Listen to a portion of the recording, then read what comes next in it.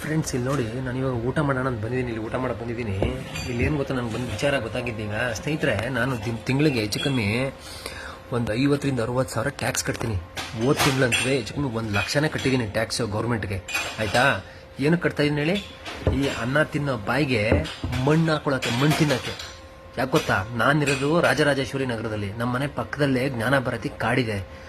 ನನ್ನ ಟ್ಯಾಕ್ಸ್ ತಗೊಂಡು ಅಲ್ಲಿ ಕಾಡಲ್ಲಿರೋ ಮರಗಳು ಕಡಿದ್ಬಿಟ್ಟು ನನ್ನ ಬಾಯಿಗೆ ಮಣ್ಣು ಹಾಕ್ತವ್ರೆ, ನನ್ನ ಮಕ್ಕಳು ಬಾಯಿಗೆ ಮಣ್ಣು ಹಾಕ್ತಾರೆ. ಈಗ ಅಲ್ಲಿ ಕಾಡಿಲ್ಲ ಕಡಿದು ತಿನ್ಕೊಂಡ್ರೆ ನಮ್ಗೆ ಒಳ್ಳೆ ಆಮ್ಲಜನಕ ಇಲ್ಲ, ಕುಡಿಯೋಕೆ ಒಳ್ಳೆ ನೀರು ಅಂತರ್ಜಲ ಸಿಕ್ಕಲ್ಲ, ಅಲ್ಲಿರೋ ಪ್ರಾಣಿ ಪಕ್ಷಿಗಳು ವಾಸಕ್ಕೆ ಜಾಗ ಇಲ್ಲ. ಇದು ನೋಡಿ ನಮ್ಮ ವ್ಯವಸ್ಥೆ ಹೆಂಗಿದೆ ಅಂದರೆ, ನಮ್ಮ ದುಡ್ಡಲ್ಲಿ ನಮ್ಮ ಬಾಯಿಗೆ ಮಣ್ಣು ಹಾಕೋದು ಇವರು ರಾಜಕಾರಣಿಗಳು. 40% ಕಮಿಷನ್ಗೆ. ಇದ್ರ ಬಗ್ಗೆ ಯಾರು ಮಾತಾಡ್ತಾ ಇಲ್ವಲ್ಲ? ಯಾಕೆ? ಯಾವ ಮೀಡಿಯಾದವ್ರಿಗೇನು ಅವ್ರ ಹೊಟ್ಟೆಗೆ ಅನ್ನ ತಿನ್ನಲ್ವಾ ಮೀಡಿಯಾದವ್ರು ನಮ್ಮ ಥರ? ಅಥವಾ ಅವ್ರು ಆಲ್ರೆಡಿ ಮಣ್ಣು ತಿನ್ನಕ್ಕೆ ಸ್ಟಾರ್ಟ್ ಮಾಡ್ಬಿಟ್ಟವ್ರ ರಾಜಕಾರಣಿಗಳಿಗೆ ಬಕೆಟ್ ಇಟ್ಕೊಂಡು? ಒಂದು ಸ್ವಲ್ಪ ಜ್ಞಾನ ಭಾರತಿ ಕಾಡು ಉಳ್ಸೋಕ್ಕೆ ಸಹಾಯ ಮಾಡಿ. ಆಮೇಲೆ ಈ